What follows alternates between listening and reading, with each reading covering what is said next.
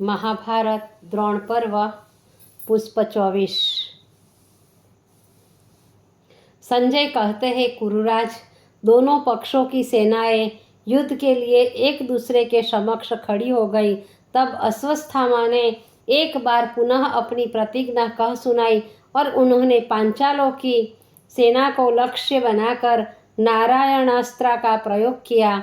उस समय असंख्य अग्नि से प्रज्वलित बाण तथा अन्य कितने ही अस्त्र शस्त्र उस नारायणास्त्र से निकलने लगे। उनसे समस्त आकाश व्याप्त हो गया। उनसे पांडवों की सारी सेना भस्म होने लगी। महारथी ज्यों ज्यों युद्ध करते थे त्यों त्यों वह अस्त्र द्विगुणित शक्ति से सेना का संहार करने लगा। तब युधिष्ठिर ने समस्त महारथियों से युद्ध से अलग हो जाने को कहा। उसी समय भगवान श्री कृष्ण ने समस्त पांडव सेना को संबोधित करते हुए कहा, वीरों, शीघ्र ही अपने अपने वाहनों से उतरकर अपने अस्त्र शस्त्र पृथ्वी में डाल दो। इस अस्त्र को प्रणाम करो। इस नारायणास्त्र के तो निवारण का बस यही एक उपाय है। यदि किसी ने इसके विपरीत चेष्टा की तो वह रसातल में जाकर भी अपनी रक्षा नहीं कर सकता। भगवान कृष्ण की आज्ञा पाकर समस्त योद्धाओं ने उनके कथनानुसार कार्य किया, किंतु भीम ने ऐसा नहीं किया, अपितु वह तो और सैनिकों को ऐसा करने से रोकने लगा। उसने अर्जुन से कहा, अर्जुन, तुम अपने गांडीव को मत फेंक देना, अन्यथा तुम कलंकित हो जाओगे। तब अर्जुन ने कहा, भीम, नारायणास्त्र गौ ब्राह्मण के समक्ष हथियार डाल देने से क्षत्रिय कभी कलंकित नहीं होता। अर्जुन के ऐसा कहने पर भीम अकेले ही अश्वत्थामा से युद्ध करने लगे। उस समय अस्त्र ने चारों ओर से भीम को घेर लिया और उन्हें जलाने लगा। यह देखकर अर्जुन और श्री कृष्ण अपने रथ से कूदकर भीम के निकट पहुँचे और बलात्कार से रथ से नीचे खींच लिया। श्री कृष्ण के समझाने पर भीम ने अस्त्र शस्त्र पृथ्वी पर रख दिए। उसी समय नारायणास्त्र शांत हो गया। उसके शांत होते ही समस्त सेना व अन्य प्राणी सुखी हुए। पांडव सेना पुनः युद्ध के लिए तैयार हो गई। उस समय दुर्योधन ने पुनः उस अस्त्र का प्रयोग करने को कहा। तब अश्वत्थामा ने कहा, राजन, इस अस्त्र को दोबारा प्रयोग करने से विपरीत फल होता है, लेकिन तुम चिंता न करो। पांचाल और पांडवों को नष्ट करने के लिए मेरे पास अनेक महत्वपूर्ण साधन है। इतना कहकर अश्वत्थामा धृष्टद्युम्न की ओर दौड़ा और क्रोध में भरकर उस पर बाण वर्षा करने लगा। इसी समय सात्यकी भी आकर धृष्टद्युम्न को सहायता देने लगा।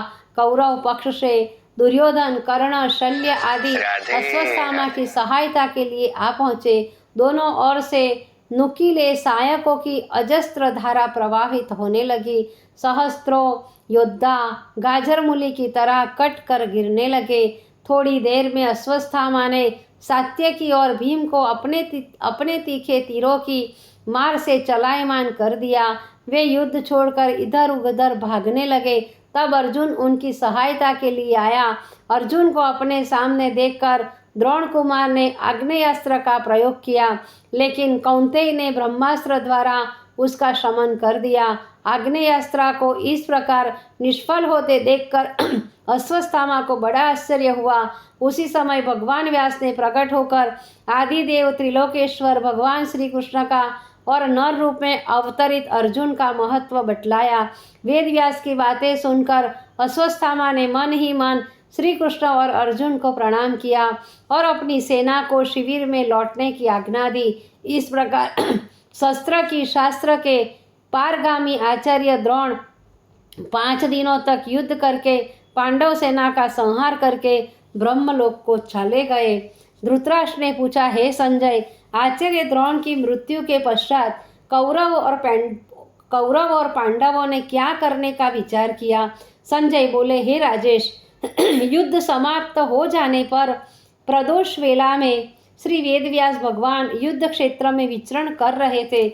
उन्हें अर्जुन ने प्रणाम करके पूछा, महात्मन, युद्ध के समय एक तेज पुंज कांतिवान देवतुल्य पुरुष मेरे आगे आगे चलते रहे हैं। उनके एक हाथ में त्रिशूल था।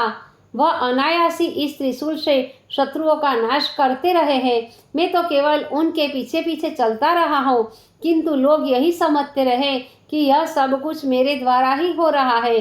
श्री व्यास जी बोले, हे गुड़ाकेश, तुमने भगवान शंकर का दर्शन किया है, जो तुम्हारे शत्रुओं का संहार कर रहे थे। वे स्वयं पिनाक रुद्र भगवान थे। इतना कहकर व्यास जी ने अर्जुन को भगवान शंकर का शतरुद्रीय उपाख्यान सुनाया और विजय आशीर्वाद देखकर अंतर्ध्यान हो गए। महाभारत के अंतर्गत इस पर्व का स्वाध्याय करने से चारों वर्णों को लौकिक और परमार्थिक कल्याण की प्राप्ति होती है।